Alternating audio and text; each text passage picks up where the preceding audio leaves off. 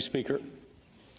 Colleagues, I'm pleased to rise once again to speak at third reading as the Senate sponsor of Bill C-228, an act to amend the Bankruptcy and Insolvency Act, the Companies Creditors Arrangement Act, and the Pension Benefit Standard Act, 1985.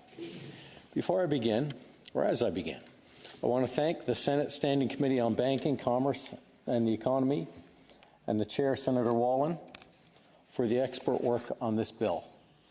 The committee had 3 meetings, heard from 16 witnesses, received 27 briefs.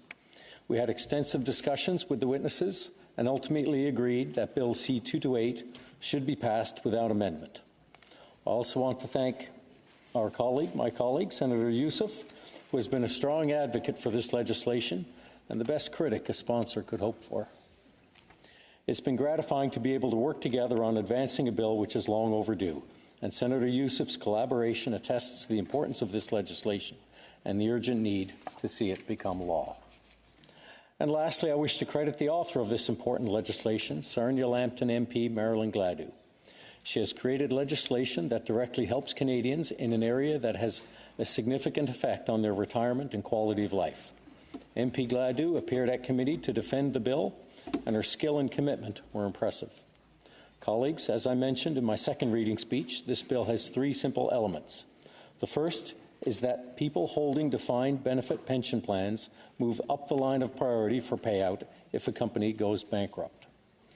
Bill C-228 will finally ensure that, in the case of solvency, pensions get paid ahead of large creditors and executive bonuses.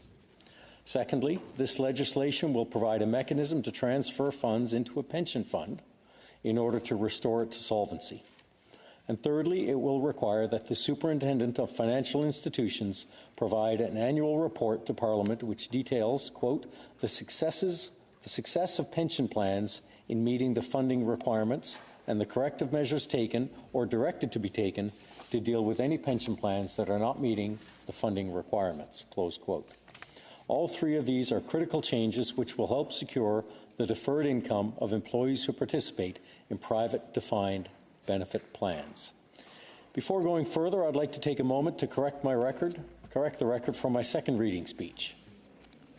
During the questions which followed my speech, Senator Dalfond asked whether the Pension Benefit Standards Act applied only to federal pension funds or if it also applies to those that are regulated by the provinces. I mistakenly said that it did apply to provincial pension plans, but it does not entirely. I'll explain.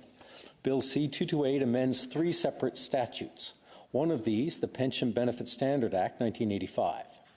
This legislation only impacts federally regulated pension plans. Bill C-228's amendments to the Pension Benefit Standards Act simply creates the requirement for a detailed annual report on federally regulated pensions. It does not create any requirement for reports on provincially regulated plans and thus does not encroach on provincial jurisdiction.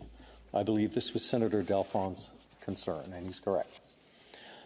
The other 2 acts being amended by C-228 are the Bankruptcy and Insolvency Act and the Companies Creditors Arrangement Act. Both of these acts are national in scope and impact the bankruptcy and insolvency proceedings of all corporations in Canada, whether federally or provincially incorporated. And that's what I was referring to when I answered his question. While the amendments to the PBSA create the reporting requirement, everything else in Bill C-228, including establishing a new order of priority, which is the key element to this bill, is created by amendments to the Bankruptcy and Insolvency Act and the Companies Creditors Arrangement Act. Colleagues, pensioners' groups have been calling for this legislation for a long time, and they appeared at committee to give us their wholehearted endorsement. They noted that Bill C-228 will finally provide a much-needed increase of protection for millions of Canadian seniors and their families who rely on defined benefit pensions for their financial security in retirement. As I noted earlier, Bill C-228 does this by placing the interests of people before banks.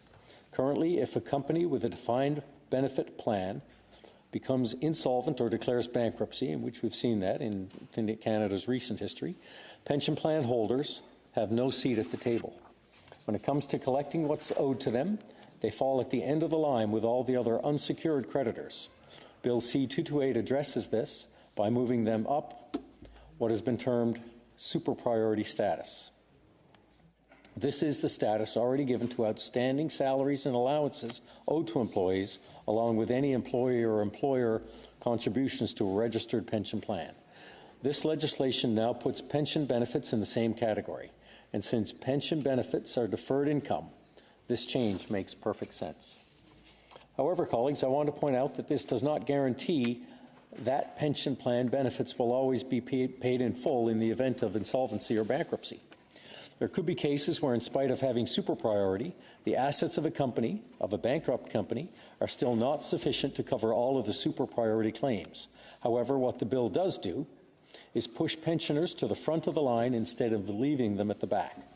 Furthermore, by creating an annual reporting requirement, the amendments brought by Bill C-228 will result in greater accountability and transparency, which will help ensure that the pension plans are fully monitored and funded. These simple objectives explain why Bill C-228 received unanimous support in the other place. All 318 members of Parliament present for the third reading vote on November 22nd voted in favour of this bill, including the Prime Minister, the Finance Minister, the Minister of Innovation, Science and Industry, the Minister of Justice, and 31 other ministers. What kind of support behind a private member's bill? With that kind of support behind a private member's bill, it's difficult for anyone to muster a case against it. But some still tried. A number of associations, including pension managers, along with financial and business interests, expressed their concerns about the bill, and the committee considered them carefully. And since you may have heard these concerns but did not have the opportunity to be part of committee hearings, I'd like to take a few moments to address the main ones. The first concern, which was heard repeatedly by the committee, was that Bill C-228 will actually hurt pensioners if it passes, because it will cause employers to discontinue their defined benefit plans and leave them with inferior defined contribution plans. Colleagues, let me say first of all that even if this claim were true, a secured defined contribution pension plan is more valuable than an unsecured defined benefit plan. Pension benefits that can be cut by 10, 20, 30, or even 50% in the event of a bankruptcy do not provide much security. If this is the biggest threat that the opponents of Bill C-228 can come up with, it doesn't carry much weight with pensioners. But as it turns out, this threat is easily dismissed. As pointed out by numerous witnesses, private defined pension benefit plans have already been in decline for more than 20 years. In the year 2000, 21.3% of private sector pension plans were defined benefit plans. By 2020, that number had dropped to 9.6%. And it's even lower now, colleagues. The reason for this decline in defined benefit plans has not been fully documented, but one contributing factor was pointed out at committee is that single employer defined benefit plans no longer entice employers like they used to. To maximize your benefits from single employer defined benefit plans, you need to work for the same employer for 25 or 30 years. The problem is that most people no longer see that as a probable career path. Single employer defined benefit plans have been fading out of use for decades. It's an empty threat to suggest that Bill C-228 is going to somehow create what is already happening and has been happening for a generation. But colleagues, in addition to this, there are at least 3 other reasons why Bill C-228 is not a threat to existing defined benefit plans and the pensions of more than 1.2 million Canadians who continue to participate in them. First of all, in the event that Bill C-228 did spook an employer to terminate their defined benefit plan, many of these plans are subject to collective bargaining. And as noted by one witness, these companies are unlikely to be able to terminate their plan without finding agreement at the bargaining table. Secondly, even if they were successful at negotiating the termination of a defined benefit pension plan, that plan cannot be wound up until it's fully funded. This means that every employee that's currently drawing a pension under that fund or who has accumulated future pension benefits would be protected. Under the existing law, if you wrap up a defined benefit pension plan, the company must fully fund any shortfall within 5 years. Thirdly, if an employer has any concerns about the impact of C-228 but wants to offer a single employer defined benefit plan to their employees, they still have the option of participating in a multi-employer pension plan. These plans are going strong and seeing significant growth in numbers, in part because they offer employees the ability to have one pension plan, even if they change jobs among participating employers. In addition, because their pension funds are pooled across multiple employers, a member's pension is not impacted if their employer goes into bankruptcy. Their plan remains intact because it's part of a much larger fund that's not just dependent on one employer. In fact, one of the witnesses which appeared at committee was the CAAT pension plan, which expressed its concern that employers might mistakenly think their multi-employer pension plan would be subject to Bill C-228. However, CAAT acknowledged in their brief that this perception would be inaccurate. They noted that, quote, across Canada there are multi-employer pension plan types where the employer, by legislation, does not have any obligation to fund amounts beyond their monthly contributions, closed quote. And they went on to say, we recognize that the Bankruptcy and Insolvency Act cannot create a debt where one doesn't exist, and thus shared risk multi-employer pension plans are not covered by Bill C-228, closed quote. In this, they are correct. Bill C-228 does not create liabilities in the event of insolvency or bankruptcy. It merely ensures that where liabilities exist, that those belonging to employee pension plans get their proper priority along with any wages and salaries that are owed. The committee's report to the Senate on Bill C-228 contained an observation noting this fact, that multi-employer pension plans, quote, fall outside the scope of this bill, and that only employers who are legally responsible to backstop a pension plan fund are liable to provide due payment to their employees upon bankruptcy, close quote. That was a clarification, colleagues, that we decided to put in the observations. Another concern with the committee which the committee heard about Bill C-228 was giving the super priority status to employees' pension plans would carry a high risk of hampering the company's access to credit. This, colleagues, is a curious objection to the bill. At its core, it is arguing that it's the employees who should carry the risk associated with their pension plans, not the employers.